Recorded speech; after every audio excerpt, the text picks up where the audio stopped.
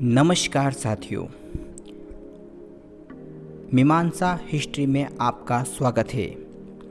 आज हम आपको ले जाने वाले हैं बलीचा चेतक समाधि स्थल।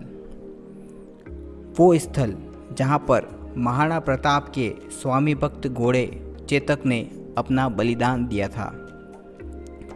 तो चलिए चलते हैं उस समाधि स्थल को अपनी आंखों से देखने। देखिए कितना रमणीक उद्यान आपके सामने है और यहीं पर आपको सामने जो छतरी दिखाई दे रही है वह है चेतक का स्मारक। कहा जाता है कि 21 जून 1576 को रक्त तलाई के मैदान से महाराणा प्रताप के प्राणों को संकट से उबारने के बाद चेतक उन्हें रक्त तलाई के मैदान से दूर यहाँ तक लेकर आया था और यहीं पर उसने अपने प्राणों का बलिदान दिया था। कहा जाता है कि जो महाराणा प्रताप जीवन की किसी भी विपदा में जिनकी आंखों से कभी आंसू नहीं आए, जो कभी घबराए नहीं, वे अपने प्रिय चेतक के प्राणों को त्यागते देखकर रो पड़े थे और यहीं पर उनके मुंह से निकला था, ओ नीला घोड़ारा अस्वार। कहा जाता है कि चेतक के जब प्राण पखेरु उड़ रहे थे उस समय महाराणा प्रताप के भाई शक्ति सिंह भी वही मौजूद थे। उन्होंने भी चेतक के बलिदान को नमन किया और अपने घोड़े केतक को महाराणा प्रताप को सौंप दिया।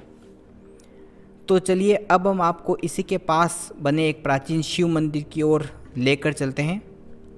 यह भी इसी समाधि स्थल के पास में बना हुआ है। देखिए यह है शिव मंदिर और इसमें शिव की प्रतिमा स्थापित है।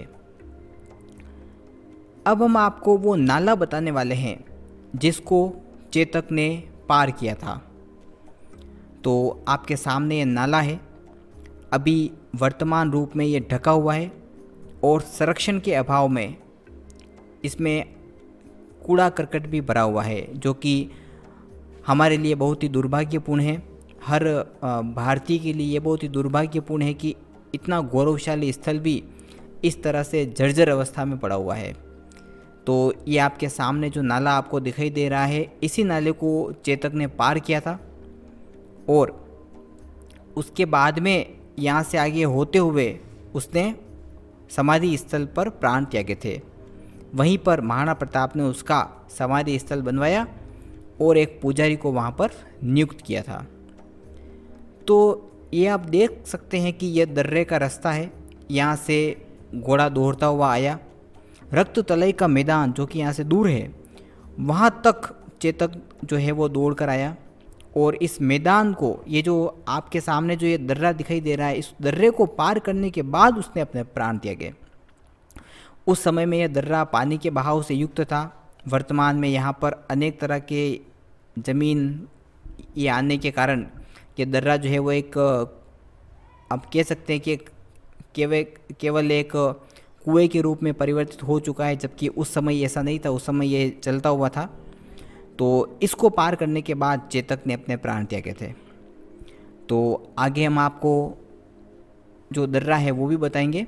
तो अभी केवल आप ये जो नाला है वो प्रसिद्ध नाला देखिए और चेतक का समाधि स्थल और शिव जी का मंदिर। आगे भी हम महाराणा प्रताप की बात करते रहेंगे। धन्यवाद।